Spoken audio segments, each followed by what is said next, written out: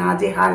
এমনকি যে সুস্মিতার বাবা একটি কথা বলেছিলেন, যেখানে বলেছিলেন যেদিন পলাশ সাহা মারা গেছিল সেদিন ঠিক তার সকালে পলাশ কিন্তু তার শ্বশুরমশাইকে ফোন করে বলেছিল যে সুস্মিতাকে এখান থেকে নিয়ে যান, কদিন ওখান থেকে ঘুরে আসবে তো ভালো হয়ে যাবে।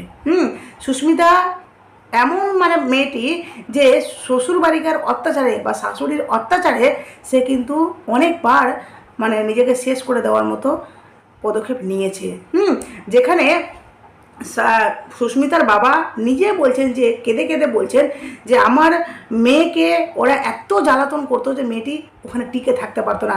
আর সুস্মিতার মা এই যে সুস্মিতার বাবা যে কম টাকায় বা বলতে পারেন যে বিনা ডিমান্ডে মেয়েকে বিয়ে দিয়েছে, কোনো রকম পণ দেননি, তো সেক্ষেত্রে সুস্মিতার শাশুড়ির ইচ্ছা যে আমার ছেলেকে আমি অন্য জায়গায় বিয়ে দেবো, আর সেখানে বিয়ে দিলে আমি প্রচুর টাকা পয়সা পাবো।